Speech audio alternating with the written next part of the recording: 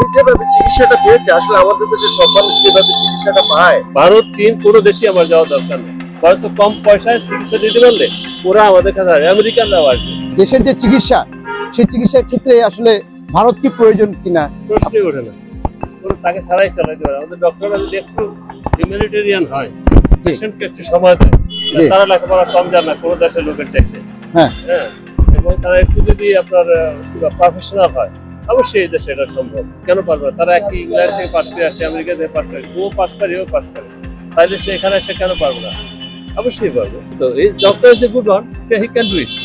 যদি সে পারছে, কেন পারবে না? অবশ্যই পারতে হবে, আমাদের পারতে হবে। এবং এই মানসিকতা একটু পরিবর্তন করে দেখবেন যে ভারত, চীন কোনো দেশই আমার যাওয়া দরকার নেই। বরঞ্চ কম পয়সায় চিকিৎসা দিতে পারলে ওরা আমাদের কাছে আমেরিকানরাও আসবে। ধরেন তামিম ইকবালের কথা, তামিম ইকবাল আসলে একজন খুব জনপ্রিয় ব্যক্তিত্ব।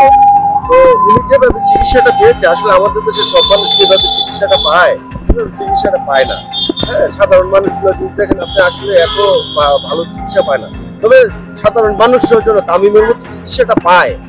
ডাক্তার এবং স্বাস্থ্য মন্ত্রণালয় যদি সেদিকটা খেয়াল রাখে তাহলে আমাদের সাধারণ মানুষের উপকৃত হবে। আমরা যদি দেশেই যদি আমরা চিকিৎসা যদি না করি, তা মানুষ এই যে ভারতে যাবে, অন্য কোনো দেশে যাবে, আস্তে আস্তে আমাদের দেশ আরো বেশি অনুন্নত হয়ে যাবে, মানে পঙ্গু হয়ে যাবে চিকিৎসার জন্য। এর চেয়ে আমাদের দেশে যদি আমাদের উন্নত যদি চিকিৎসার যদি ব্যবস্থা যদি করা হয়, তাহলে হবে কি যে আমাদের দেশটাও ভালো থাকবে, আমাদের খরচও কমবে, আমরা স্বাধীন মতো আমরা এখানে চিকিৎসা করতে পারবো, আমাদের বাহিরে আর যেতে হবে না।